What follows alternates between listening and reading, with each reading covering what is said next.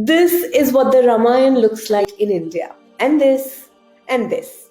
But what does the Ramayana look like in other countries? In Cambodia, the Khmer version of the Ramayana is the Riamkar, which dates back to the 16th or 17th century. It is the story of Phra Riam and Nyan Seda and has a lot of Buddhist influences. Even though it is understood that Phra Riam is an avatar of the god Vishnu, he and others in the story are mortals. Although Riamkar too is a story of good and evil, there are some bits in this tale that are different from the Indian Ramayana.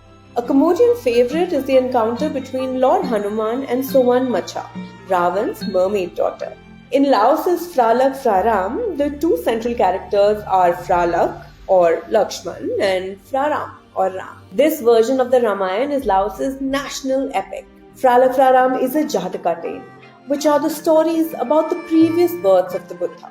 The story is set along the Mekong River, and Fraram here is a previous incarnation of the Buddha. Hapmanaswane, or the Lao Ravan, is seen as a previous incarnation of Mara, the demon who tried to lure the Buddha away from enlightenment.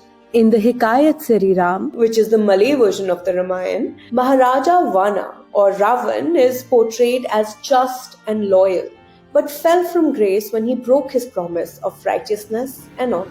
This telling of the Ramayana is an amalgamation of several cultural and religious traditions where the deities of Hinduism exist side by side with Allah and Adam. This version sees Sri Ram and Sita Devi, after their fair share of ups and downs, grow old together with children and grandchildren. Perhaps one of the most popular versions of the Ramayana is the Ramakien, Thailand's national epic. This tale is based in Siam, and the old kingdom of Ayutthaya is, well, Ayodhya. Actually, back when Thailand was still known as Siam, many believed the last monarchs to be the descendants of Lord Ram. They used the word Ram either before or after their names, and in the 18th century, the king of Ayutthaya even changed his name to Ram I. A practicing Buddhist, it was he who wrote the Thai version of Valmiki's tale. The Philippines has the Maranao story of Maharadya Lavana. Although there are completely different characters and events in this tale, there is one story where a princess is kidnapped and a valiant prince goes to rescue her. Now, Indonesia doesn't just have one version of the Ramayana.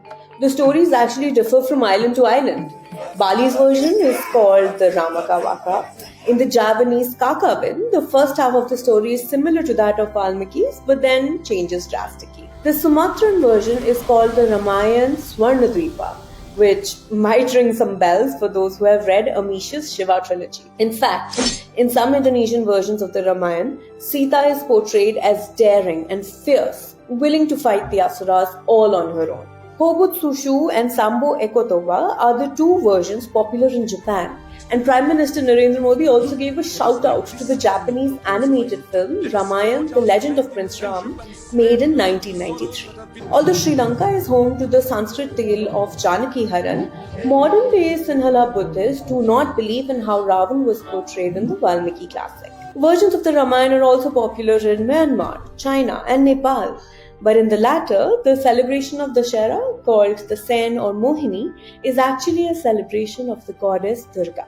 There are more than 300 versions of the Ramayana, which first traveled to different parts of the world along with goods and services in the 12th and 13th century. These ended up becoming a part of the country's cultural identity.